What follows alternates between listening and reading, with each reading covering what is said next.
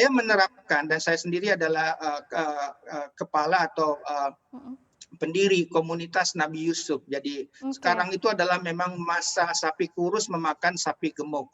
Jadi Maksudnya saran Nabi gimana Yusuf tuh Pak kepada Budi? raja itu kami gunakan untuk katakanlah fase investasi ya. Itu ada Mhm. tiga. Nabi Yusuf menyarankan kepada raja itu tiga ya. Ini bukan khotbah Iya. gitu. Jadi Heeh. dia menyarankan kepada raja itu hendaklah kalian bercocok tanam selama 7 tahun secara berkelanjutan. Itu growth paling bagus dengan talenta, properti, dan reksadana saham. Saran Mhm. kedua dari Nabi Yusuf, maka apa yang kalian panen tetaplah pada tangkainya, itu protection. Itu paling bagus dengan SBN. Karena kita Oke. diamankan dari credit risk, dari inflation risk, dan dari liquidity. Saran Mhm. ketiga Nabi Yusuf itu adalah kecuali sedikit untuk kalian makan. Ini fase distribusi.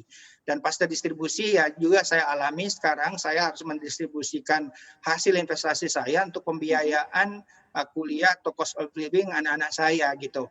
Nah, di Mhm. situ saya membutuhkan aset-aset yang lebih liquid, yang lebih mudah dicairkan. Jadi tadi ya, saya banyak sekali menulis acuan untuk cuan, Mhm. kemudian asset allocation rule, inspirasi dari kisah inklusif Nabi Yusuf ya. Ini sebetulnya penting. Jadi terus terang saya sangat prihatin dengan apa yang terjadi sekarang. Oke. Mudah-mudahan kaum milenial tetap berinvestasi, belajar ya. Kalau saya lihat sekarang itu eksis ya, krisis sekarang itu crisis in the West but affecting the rest.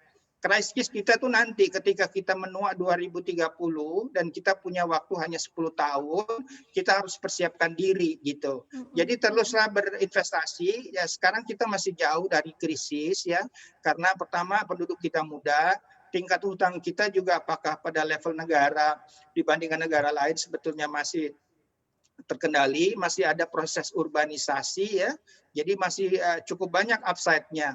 Tinggal Mhm. hati-hati dalam forming expectation berapa sih cuannya saham. Itu yang Iya. menyebabkan masyarakat boleh dibilang terjebak pada aset-aset yang nggak liquid ketika Mhm. keadaan tiba-tiba berubah apakah karena COVID, barang-barang tersebut susah dijual gitu. Iya. Mhm. Nah, Pak Budi, saya juga sering mendapatkan pertanyaan nih, karena sepanjang tahun ini mungkin ada yang reksadananya kinerjanya ternyata negatif. Nah, bingung harus seperti apa? Apakah harus dijual atau justru ditambah porsinya begitu atau seperti apa, Pak Budi?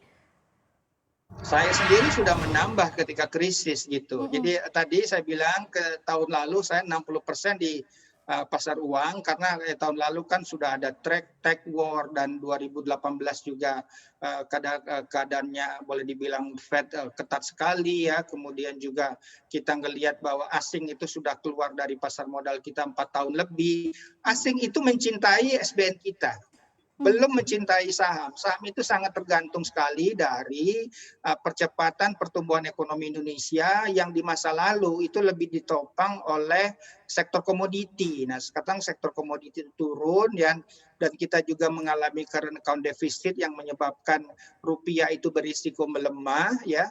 Jadi kalau saya lihat, nah sekarang keadaannya berubah. Mhm. Sebetulnya rupiah punya peluang menguat, satu sisi karena dolarnya cenderung melemah, satu sisi lain karena kelebihan liquidity, dan kemungkinan besar memang asing akan kembali gitu karena pengelolaan fiskal dan moneter kita relatif prudent. Jadi kalau saya sarankan ya silahkan nanti cocokkan. Yang jelas tuh kita harus tahu isi dari portofolio kita tuh apa Iya. ya. Jadi jangan sampai misalnya ada investor ya pada kasus firma Joska misalnya itu Iya. ternyata dikelola oleh Joska yang boleh dibilang semua risiko itu tergantung exposure.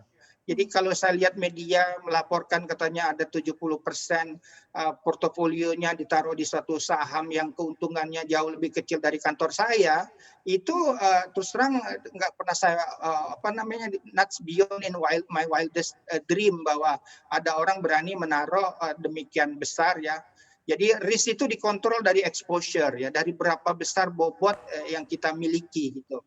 Jadi tadi Oke. ya 100 Mhm. dikurang umur, growth protection Iya. distribution, pay yourself first, itu konsep-konsep wealth planner yang harus terus didorong, diedukasi di Mhm. masyarakat.